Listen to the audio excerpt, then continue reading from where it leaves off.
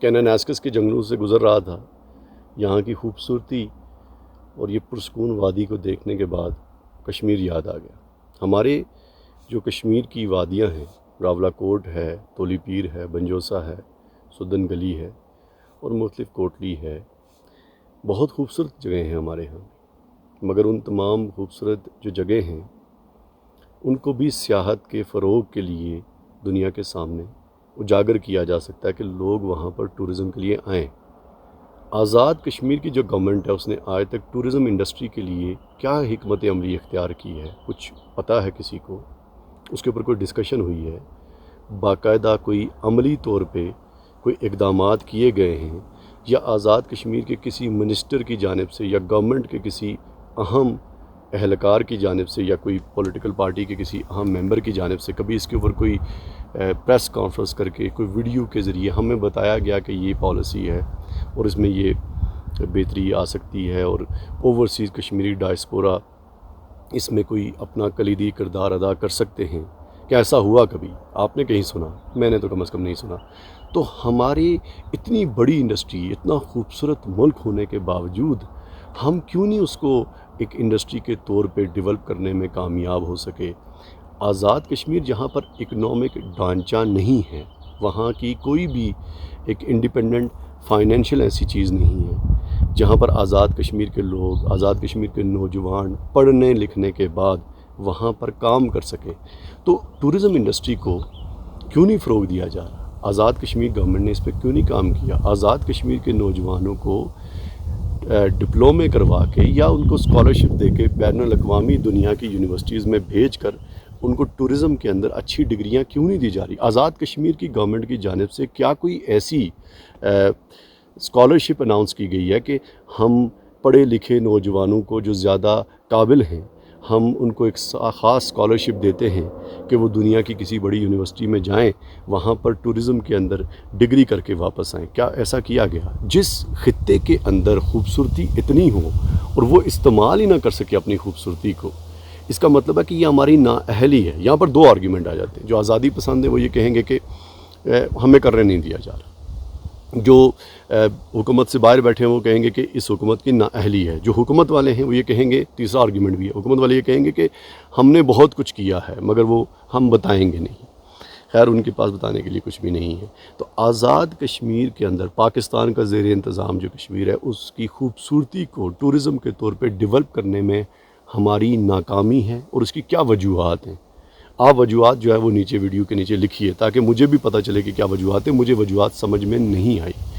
Tourism جہاں پر بھی جہاں خوبصورتی ہے، جیسے کہ میں ابھی کیناناسکس کے جنگلات میں گھوم رہا ہوں اور میں کچھ آپ کو ویڈیو بھی دکھاتا ہوں، اتنے خوبصورت یہ وادیاں ہیں، مگر کشمیر کے کسی ایک وادی سے بھی ان کا موازنہ کریں تو کشمیر کی وادیاں کوسوں آگے ہیں یہاں سے، مگر ہم ان وادیوں کو دنیا کو دکھانے، دنیا کو یہ بات بتانے میں ناکام رہے، اور اس کی وجہ کیا ہے؟ ہمارے پاس پروفیشنل لوگ نہیں۔ تو پروفیشنل لوگوں کی ٹریننگ ضرورت ہے۔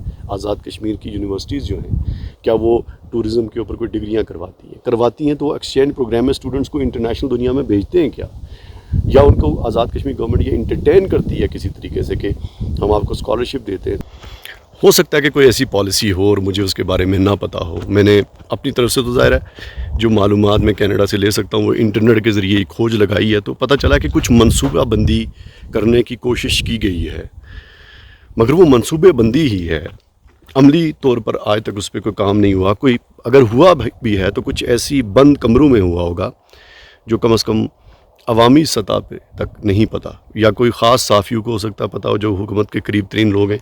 میں اخبار بھی ڈھونڈ رہا تھا کہ کسی اخبار کے اندر حکومت نے کوئی پریس کانفرنس کر کے بتایا ہو کہ یہ ہماری ٹورزم کی پالیسی ہے اور ہم نے اتنے اقدامات کر رہے ہیں تاکہ ہم اگلی جب حکومت کوئی آئے گی تو ہم اسے پوچھ سکیں کہ آپ یہاں سے آگے کیا کریں گے۔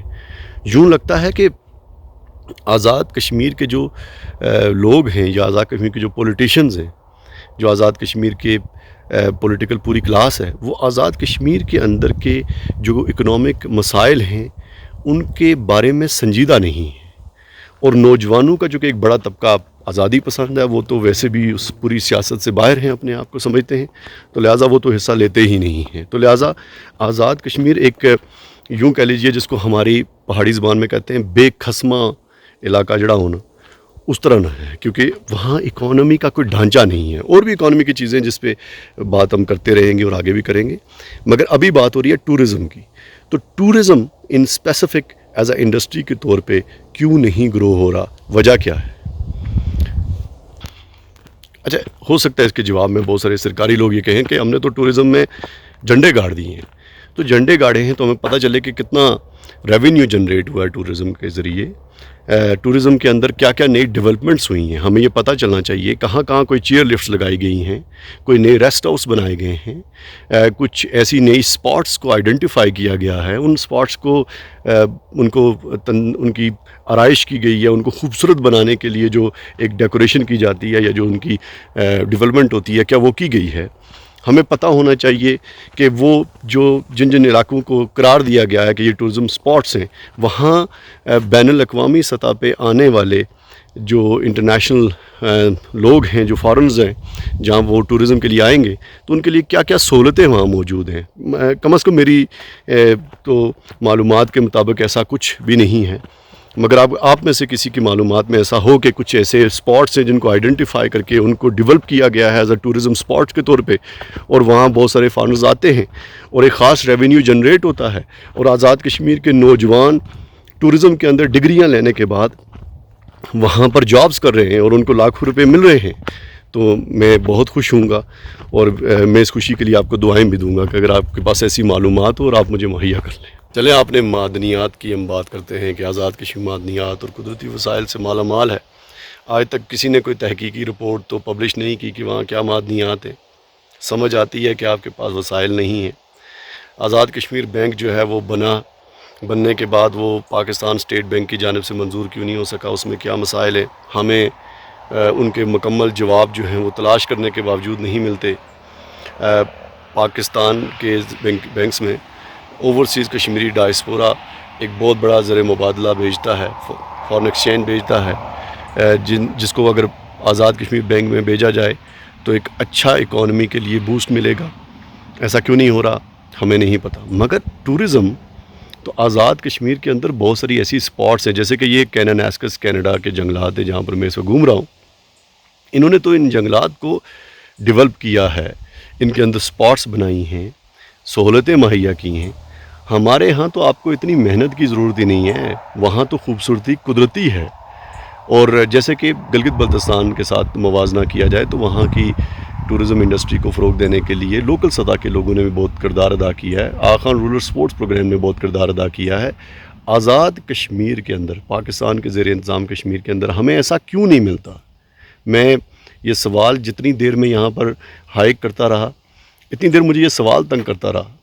और जो भी पता चला थोड़ा बहुत कि आज़ाद कश्मीर के मुख्तलिफ जो खित्ते खूबसूरत हैं, वो वहाँ पे एक नौजवान जो है वो वीडियो बनाता है, हमज़ा।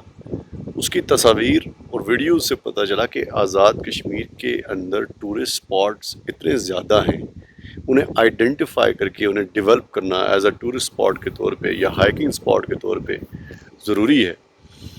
मगर शायद हम खामोश, बेहोश, सोए हुए लोग हैं और हमें अपने हालात को बेहतर करने के लिए या तो हम सोचते ही नहीं, या हम ऐसा कभी भी हमने अपने जहन में ख़्याल ही नहीं लाया कि हम कश्मीर के अंदर और उसकी खूबसूरती को दुनिया के सामने उजागर करें। तो ये ना सिर्फ कि हम हमारी खूबसूरती, कश्मीर की खूबसूरती के हवाले से जो टूरिज़म इंडस्ट्री डेवलप होगी उसमें रोज़गार के मौक़े मुहैया होंगे, बल्कि दुनिया को कश्मीर के बारे में ज़्यादा पता भी चलेगा। ये सवाल अवाम से हैं, हमारे अपने आप से, खुद से, कि ऐसा क्यों है कि हम आज़ाद कश्मीर के अंदर, पाकिस्तान के ज़ेर इंतज़ाम कश्मीर में अपनी टूरिज़म इंडस्ट्री को डेवलप करने में कामयाब नहीं हुए। मुझे कमेंट्स में इन सवालात के जवाबात आपसे चाहिए।